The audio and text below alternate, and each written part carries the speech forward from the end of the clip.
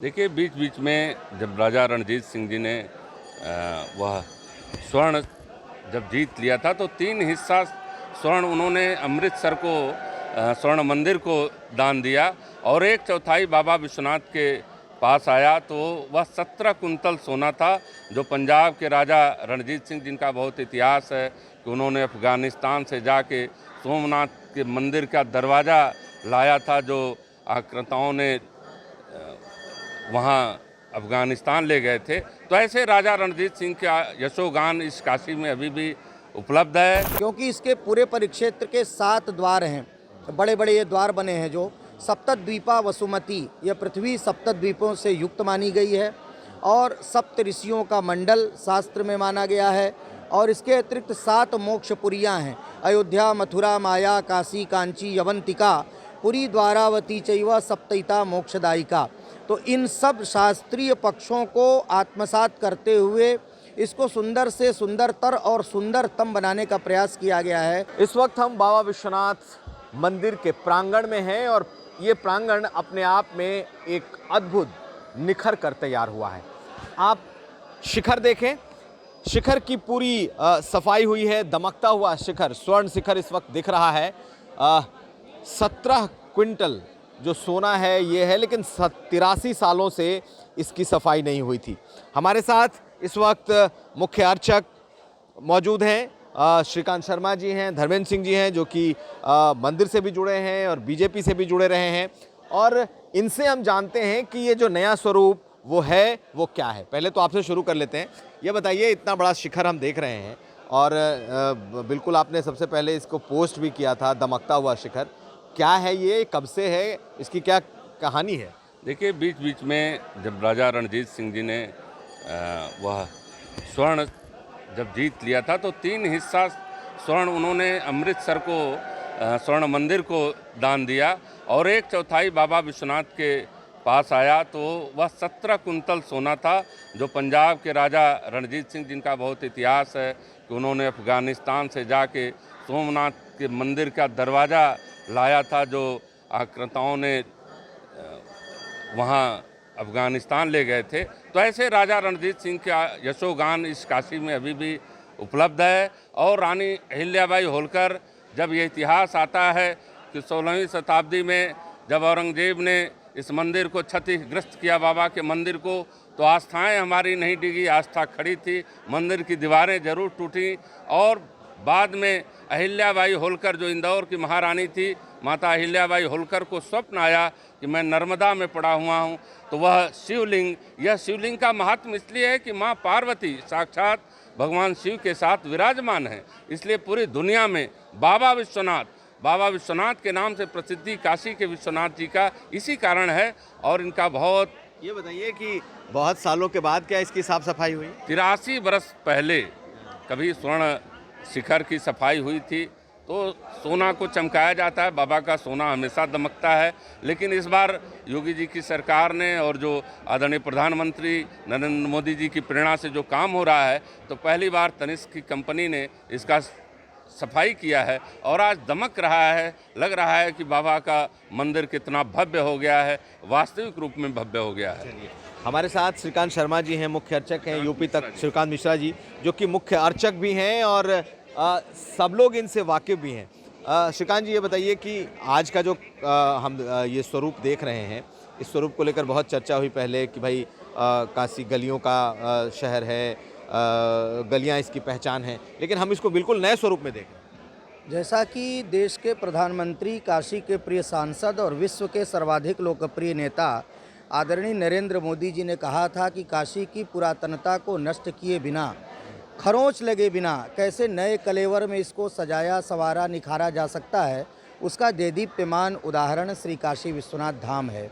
आदरणीय नरेंद्र मोदी जी की धर्मपरायणता का सर्वोत्कृष्ट उदाहरण श्री काशी विश्वनाथ धाम है। भारत के जगतगुरु बनने की यात्रा का श्री गणेश है यह। तो आज देख रहे हैं आप, नए कलेवर में सज धजकर श्री काशी विश्वनाथ धाम तैयार है लोकार्पण के लिए।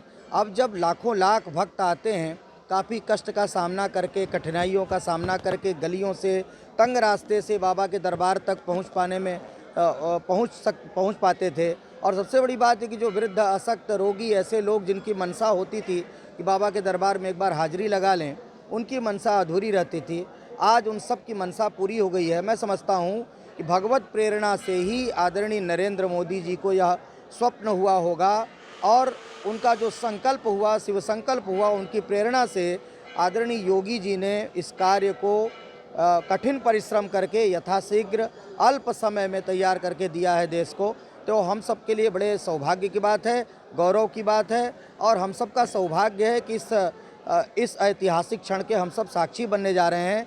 जब आज से 350 साल से ज़्यादा हो गया जब रानी अहिल्याबाई होलकर ने इस मंदिर को बनवाया था, तो हम न थे उस समय, न और कोई था। लेकिन आज के इस ऐतिहासिक क्षण के साक्षी बनने को न केवल काशी, न केवल भारतवासी, अपितु विश्व भर में फैले हुए जो तमाम बाबा के अनन्य भक्त हैं, धर्मप्राण हिंदू सनातनी लोग हैं, वो सब किसी न किसी रूप में इस ऐतिहासिक क्षण के साक्षी बनना चाहते हैं। लेकिन श्रीकांत जी, एक से बताइए, ये जो इलाका था ये पूरा बिल्कुल तंग गलियों का इलाका था। अगर हम देखें इस तरफ, हम कहते हैं, दिखाने की कोशिश करते हैं, बिल्कुल नए लाल पत्थरों से ये बनकर अब तैयार है इसका पूरा प्रांगण, इसके कॉरिडोर्स, अब नए तरीके से इसे सजाया संवारा जा रहा है। आप भी इस लुक को देख रहे हैं कि बिल्कुल नए तरीके का ये काशी का और काशी विश्वनाथ का प्रांगण निकल कर सामने आया है। पहले ये बिल्कुल तंग था। तो हम आपसे ये जानना चाहेंगे कि ये जो नया स्वरूप है, ये नया स्वरूप क्या है, ये नया स्वरूप कैसा है, ये कैसे बाबा से जुड़ता है, कनेक्ट होता है? 2000 स्क्वायर मीटर के क्षेत्रफल में सिमटा हुआ यह मंदिर आज 52,000 स्क्वायर मीटर से ज़्यादा के क्षेत्रफल में आपको दृष्टिगोचर हो रहा है, जहाँ पर आप देख सकते हैं इन गैलरियों में बैठ करके जो भी आने वाले भक्त हैं उनको एक विस्तृत और प्रशस्त स्थान मिलेगा जहाँ बैठ करके जब तब ध्यान आदि कर सकते हैं। इसके अलावा सबसे बड़ी बात यह है कि मोक्ष की अभिलाषा से काशी में आने वाले मुमुक्षु जो होते हैं, जिनकी प्रबल इच्छा होती है कि माँ गंगा का तट मिले, बाबा विश्वनाथ का सानिध्य मिले, जहाँ पर हमारे प्राण निकलें, तो अब उनके लिए भी एक अवसर मिला है जब माँ गंगा और बाबा विश्वनाथ के बीच में इस श्री काशी विश्वनाथ परिक्षेत्र के अंदर मुमुक्षु भवन का निर्माण हुआ है, यात्री सुविधा केंद्र बना है, अन्य जो भी सुविधाएं होनी चाहिए वो सब श्री काशी विश्वनाथ धाम के परिक्षेत्र में उनको उपलब्ध होगा। इसकी विशेषताएं बहुत हैं क्योंकि इसके पूरे परिक्षेत्र के 7 द्वार हैं, बड़े बड़े ये द्वार बने हैं जो सप्तद्वीपा वसुमती, यह पृथ्वी सप्तद्वीपों से युक्त मानी गई है और सप्त ऋषियों का मंडल शास्त्र में माना गया है। और इसके अतिरिक्त 7 मोक्षपुरियाँ हैं, अयोध्या, मथुरा, माया, काशी, कांची, यवंतिका, पुरी, द्वारावती चैव सप्तैता मोक्षदायिका। तो इन सब शास्त्रीय पक्षों को आत्मसात करते हुए इसको सुंदर से सुंदरतर और सुंदरतम बनाने का प्रयास किया गया है। यह भी ध्यान रखा गया है कि कहीं भी शास्त्र की उपेक्षा न हो और इन्हीं बातों को ध्यान में रखते हुए इन विग्रहों को इस पूरे परिसर में, और इससे भी महत्वपूर्ण बात यह है कि 107 साल पहले जो भारत से चोरी गई थी माँ अन्नपूर्णा की मूर्ति, आदरणीय नरेंद्र मोदी जी के सत प्रयास से वह मूर्ति वापस आई है और इसी परिसर के अंदर माता अन्नपूर्णा की मूर्ति को भी यथोचित स्थान प्रदान करके प्रतिष्ठा आदरणीय योगी जी ने किया है। तो आप देख सकते हैं भगवान भुवनेश्वर का मंदिर, अभिमुक्तेश्वर का मंदिर, तारकेश्वर का मंदिर और उधर दंडपाणीश्वर का मंदिर, कुबेरेश्वर का मंदिर, वैकुंठेश्वर का मंदिर, अन्नपूर्णा, पार्वती, महालक्ष्मी, सत्यनारायण, बद्रीनारायण। और इसके अतिरिक्त इस परिसर से बाहर जब निकलेंगे माँ गंगा के तट पर, तो जो जीर्ण शीर्ण जर्जर अवस्था में मंदिर थे उनका भी कायाकल्प हुआ है, उनका जीर्णोद्धार करके उनको सुंदरीकरण करके एक भव्य रूप दिया गया है, जैसे चंद्रगुप्तेश्वर का मंदिर, गंगेश्वर नाथ महादेव का मंदिर। तो ये सब, इन सब बातों का ध्यान रखा गया है। और सबसे बड़ी बात यह है, आने वाले लाखों लाख भक्त और जो हमारे वर्ष पर्यंत यहाँ पर उत्सव होते हैं, चाहे वो रंग भरी एकादशी का हो, चाहे वो अन्नकूट का हो, चाहे महाशिवरात्रि का हो या श्रावण का हो, तो अब जो बाहर भीड़ लगती थी, तमाम कठिनाइयाँ होती थी, तो अब विस्तृत परिसर के अंदर जो भक्त हैं वो आनंदपूर्वक, उल्लासपूर्वक इस भव्य उत्सवों को मना सकते हैं। आखिरी सवाल ये बताइए, आपको लगता है कि अब ये पूर्ण हो गया परिसर, या आपको लगता है कि अभी भी कुछ बचा है? और प्रधानमंत्री का जो कार्यक्रम है वो क्या है?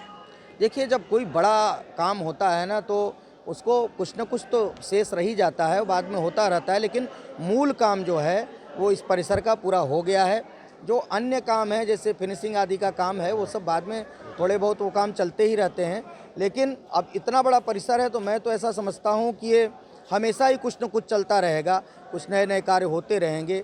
इसकी सुरक्षा व्यवस्था, सफाई व्यवस्था इत्यादि जो भी है, और इसमें जो अन्य अन्य जैसे धर्मार्थ कार्य का निदेशालय हो गया, सुरक्षा व्यवस्था के जो तंत्र हैं उनके लिए व्यवस्था हो गई। तो अब इस पूरे परिसर के अंदर पूरी भव्यता और दिव्यता के साथ सभी चीज़ों का, सभी बातों का, शास्त्रीय मर्यादाओं का ध्यान रखते हुए इसको स्वरूप दिया गया है, जहाँ पर आने के बाद अब एक अलग प्रकार के आनंद की अनुभूति भक्तों को होगी। प्रधानमंत्री का कल का कार्यक्रम क्या होने वाला है, आप कुछ बता पाएंगे दर्शकों के लिए? सर्वप्रथम माँ गंगा के तट से कलश में जल लेकर के आदरणीय प्रधानमंत्री जी आएंगे बाबा के दरबार में, गर्भगृह में बैठ करके सविधि वहाँ पंचामृत से अभिषेक और विभिन्न पवित्र नदियों के जल से अभिषेक करेंगे। और उसका जो संकल्प होगा वो समस्त संसार से प्राणिनाम कल्याणार्थम, समस्त संसार के प्राणियों के कल्याण की कामना, और देशेस्मिन् सुख शांति सौमनस्याभिवृद्ध्यर्थम, भारत में सुख समृद्धि श्रीवृद्धि हो, सौमनस्य हो, भारतीयानाम धर्म बुद्धि लाभार्थम। क्योंकि यह जो श्री काशी विश्वनाथ धाम बना है, ये आदरणीय नरेंद्र मोदी जी की धर्मपरायणता का सबसे बड़ा सर्वोत्कृष्ट उदाहरण। तो हमारे साथ थे श्रीकांत मिश्रा जो कि मुख्य अर्चक हैं, धर्मेंद्र सिंह। तमाम लोगों ने मंदिर प्रांगण और मंदिर का जो इतिहास, आध्यात्म, इन तमाम चीज़ों पर विस्तार से बताया है। और अब इंतज़ार इस बात का है कि प्रधानमंत्री के लोकार्पण के साथ ही ये पूरा कॉरिडोर देश को समर्पित होगा। रोशन जायसवाल के साथ कुमार अभिषेक, बाबा विश्वनाथ प्रांगण, काशी, यूपी तक के लिए।